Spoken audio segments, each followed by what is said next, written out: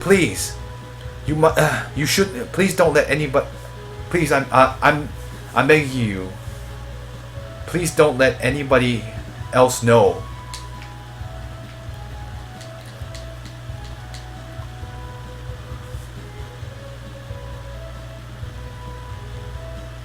Oh, I see. Oh, only when every morning when Asham accompanies our mistress to the temple for incense. That's the only time I can see her with one glance. Huh. Okay, sure. That was wait, who was it just now? Okay. And this is the house of Liu Shang, of Shangshu Liu. I can't fish the flower out. And he's Ah Hui, and he's the one that's in love with Ah Xiang, that servant girl we talked to a little earlier. And this is Ah Fang. All the servant girls around the mistress sure are beautiful, especially that Ah Xiang. And let's see. Before Miss Tai Yi came into the came into the house of the Shangsu, she was everybody's idol.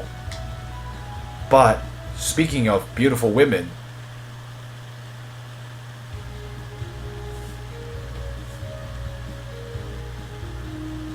let's see. Huh, okay, I see. But speaking of beautiful women, the most beautiful woman in the house of the Shangsu is definitely Miss Tai Yi. Not long after Miss Tai Yi came, she got married to the young master. At that time, many men, let's see, how do I say it? Many men's hearts were broken. And this is Appa. This is the house of Liu Shangshu. Yeah, he doesn't have anything much interesting to say. Yeah, I know, I got it. Oh. Did I just get a message? It doesn't matter. I'm not going to do that right now. Okay. This is Ata. And he said, guard Ata. He said, right now we are doing our work. We can't talk to anybody. We're not allowed to chat with anybody. And this is Ash. And he says the rules in the house are very strict. Even let's see. The guards are not allowed to converse with the servant girls from inside. Other than the sweepers and the cooks. And then the lower staff. Let's see. The servant girls from within are not allowed to go out whenever they please. Okay. Let's go on with our lives. And I'm going to talk to Ah Xiang after this, but I do believe it is a segment. Oh my goodness. Do you have anything to say? This is Ah Xiu. And she's a servant, and she just says Miss Lin, hello, and Mr. Li, hello. Same thing. And this is Ah Jin, the servant girl. Let's go on with our lives. Alright. Okay.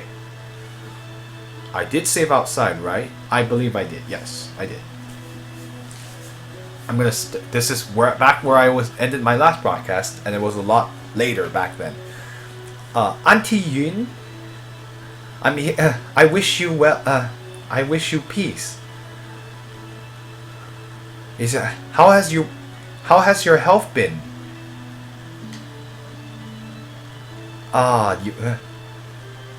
You silly girl, I guess, basically. I haven't seen you in years, and you've certainly grown. From looks of it, I don't think you'll have any problem getting married. Oh, Auntie, you're making fun of me again. Haha. Let's see.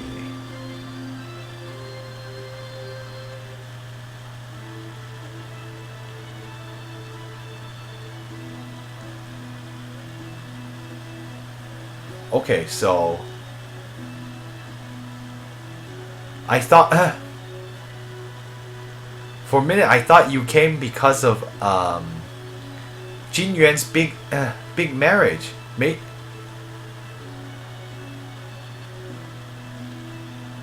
Oh, she's saying like, please forgive me for not inviting you, both you and your father, for Jin Yuan's marriage. Is basically what she's trying to say here. Huh? Yi? I haven't seen in. It's only been a little while since I last saw him, and he's gotten married. Well, back then you weren't willing to get married to him, so now he's found another person to marry. Okay, I see what he's saying. It's like, well, back then you didn't want to marry him, and now that he's found another person to marry, now you're more hasty or impetuous or more concerned, I guess. You stop saying silly things. Shut your mouth. Anyway, and this is Mr. Li. Li Gongzi is what she calls him, but yeah. Oh, in case you were wondering, yeah, in a lot of times, like you'll call gong, like for young men is like gongzi, and for young women is gunyang, and that's what you would be addressed as. In current China, that does not apply anymore. You don't call people that. And so, I was going to say you call a girl xiaojie, but that is not true for all Chinese countries. For China, never call a girl xiaojie. That is really bad. In Taiwan and Hong Kong, that is actually how you're supposed to address like unmarried women. So it's kind of funny that it ends up that way, but just keep that distinction in mind. But anyway, I'm getting off the topic here. But in any case, yeah, in the old days, gunyang, gongzi. So anyway, I'll get back onto the track here. Yes, I'm Li Xiaoyao. Nice to meet. It's basically saying nice to meet you. Oh, please don't be so formal. You can just call me. Let's see. You can just call me Auntie Yun. And her name, she's called Yuni. Yuni, but that's what she calls herself. She asks them to call her. I've always seen Yueru as my own daughter. So we're all of us are family. Oh, Auntie Yun, how could you say that? Me and him, we haven't. Oh, you haven't. So you haven't. Well, wouldn't it be soon? About your matter, Jin Yuan already told me all of it. Haha. From when you were young, you've always tried to be really strong, and you've never liked losing. This Mr. Li being able to defeat you in the martial arts combat to get your favor. I'm sure his martial arts must definitely be how does he say? Must definitely be uncommon? No. Must definitely be to be good.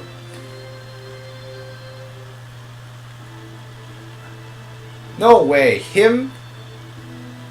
All he knows is some incomplete techniques. Huh? If I had tried my best, he would definitely not have been able to be my rival. Okay, whatever. You were trying really hard. We defeated you.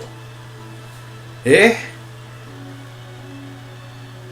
The way you're talking, it sounds like you were letting me win. Huh? Wasn't that the case? If it in this whole journey, if it weren't for me, you would have been eaten by demons long ago. Come on, give me a little face. Or he's saying like, can't you give me a little face? It's basically like in Chinese culture, like you're not supposed to shame people, or you're supposed to at least be polite and let them keep their reputation, their face. I guess. It's kind of an interesting concept. And so I'm just explaining this really quickly again, even though I think I've already explained it numerous times in previous broadcasts. But anyway, that's what he's talking about. Anyway, all you do is make me lose. All you do is keep making me lose face. Basically, is what he's saying. Okay, don't. You can all stop. You can all stop arguing. Yueru, your personality has always been like this. You're always so harsh to other people. How come you can't get rid of this bad habit? Oh, Auntie Yun. Well, anyway, that's. Well, let's see. How do I say this in English? Well, that kind of Yueru is definitely the cutest. Jin Yuan really doesn't have. Or he's saying like, it's too bad Jin Yuan was so unfortunate. Or he's saying she's referring to the fact that Jin Yuan wasn't able to marry her. Lose face, bad experience with that. Yeah. It's much worse. Yeah, in Chinese culture at this time, yeah, you can't do that kind of stuff without making enemies. And it was utterly bad. But she's saying, like, in any case, her last statement is basically, it's too bad Jin Yuan couldn't marry you, is what she's implying. In the past, Auntie Yun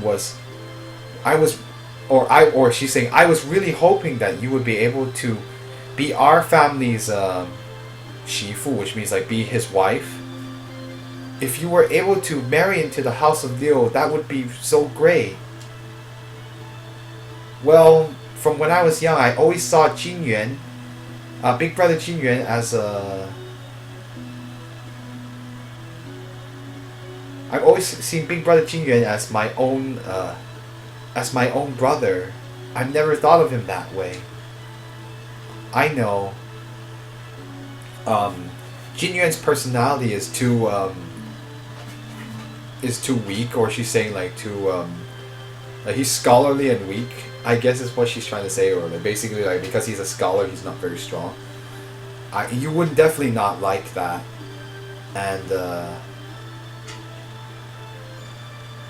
And from she's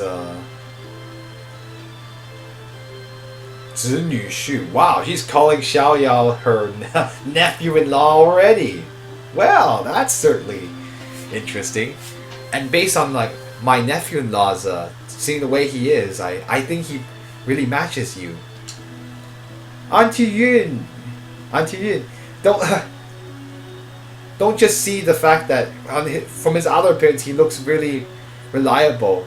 You know, actually he's actually rather perverted. Okay, to be fair, she's probably right on that one. Well, young people certainly aren't as stable. If you were able to give him a give him a son, don't you think he would be able to settle down? Yeah, basically is what she's trying to say. Huh. Well, anyway, so how did so she's changing the topic here. So how did Big Brother Jin Yuan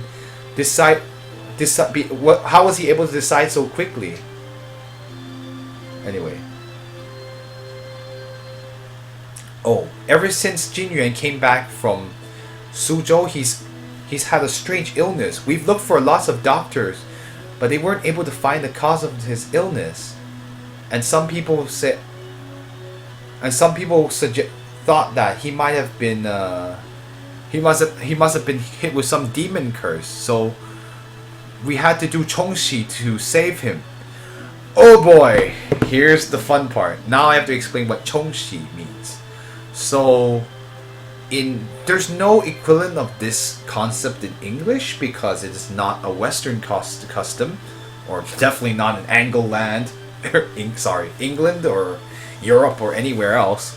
But in China, there's actually this concept of like, basically you have an illness that can't be cured, or something bad has happened to your family, or something as bad has happened to the son of the family, basically.